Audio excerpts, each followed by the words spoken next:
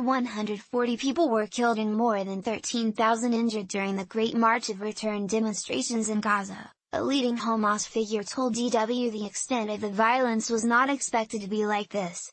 Osama Hamdan, Lebanon's Hamas representative, said, "It was a civilian protest. It was an unarmed protest. The people who were killed, women, children, old people, all what they wanted is to go home. They want to return to their homeland." Hamas, or its military wing, is designated a terrorist group by Israel, the US, the EU, the UK, as well as other states. It is often accused of provoking Israel with little thought for the safety of Palestinians, a charge which Hamdan denied. "Do you think that we are happy of losing our boys, children, girls, daughters, wives? Hamas, uproot the borders, pluck out their hearts." Hamas's leader in Gaza, Yahya al-Sinwar, spoke at a protest encampment to praise those who turned out to confront the enemy, who besieges us. He said the demonstrations would continue, telling the crowds, "We will uproot the borders, we will pluck out their hearts, and we will pray in Jerusalem." Hamdan defended the message speaking to DW's conflict zone. "For the Palestinians, it's completely a peaceful message to go to pray in Al-Aqsa Mosque, to take back their occupied lands, to liberate them. It wasn't a message of violence. It was a clear message from the Palestinian nation that we want our rights back." Gaza on the verge of collapse. Nikolai Mladenov, the UN Special Coordinator for the Middle East peace process, warned that recent hostilities marked the most serious escalation since the 2014 conflict between Hamas and Israel, saying Gaza was on the verge of collapse. Hamas, which controls Gaza, must not use the protests as cover to attempt to place bombs at the fence and create provocations. Its operatives must not hide among the demonstrators and risk the lives of civilians, Mladenov said.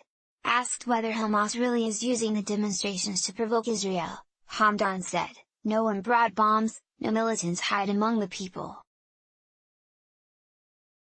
All the killed people were civilians. I dare anyone to say that there was one militant, with the people." Mourners attending the funeral of Palestinian nurse Razan al-Najjar. Hamdan cited the death of Razan al-Najjar was, a 21-year-old nurse who was shot while volunteering at the Gaza border earlier in June. The case sparked international outrage. The 50 Palestinians who were killed from Hamas, they were not militant, and the Israelis know that. Razan al-Najjar was not a militant. She was a nurse and she was helping the injured people when she was shot in the back, Hamdan said. Human rights and press freedom in Gaza. But Hamas's own human rights record is problematic. Human Rights Watch found that Hamas has supported the protest in Gaza, where its control is palpable. Criticism of Hamas rule can be punishable by arrest and torture.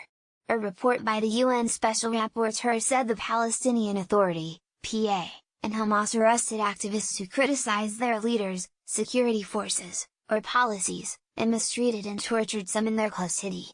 The Independent Commission for Human Rights in Palestine, ICHR, received 205 complaints of torture and ill-treatment by PA security forces and 193 such complaints against Hamas security forces as of October 31, 2017. Palestinian protesters prepare kites loaded with flammable material to be flown towards Israel. When confronted with these cases of torture, Hamdan said most of those claims were not true and added, "If something wrong was done, we say we are sorry, we punish the people who did that." The Palestinian Center for Development and Media Freedoms, MADA, documented 35 press freedom violations by Palestinian authorities in Gaza during 2017, including 8 arrests, several detentions and interrogations, and at least 4 physical attacks. Future of Gaza. The UN said little progress has been made to improve the humanitarian situation. After 10 years of blockade, the population of Gaza is in a particularly vulnerable position, with as much as 70% of the population dependent upon some form of humanitarian assistance. The health and humanitarian crisis in Gaza has become acute, bordering on a human calamity. But the Hamas official rejected that Gaza was on the point of collapse. Gaza will not collapse. The Israelis are destroying the Palestinians' lives every day, not only in Gaza, in the West Bank, and in Jerusalem. So don't say that the Palestinians are to blame.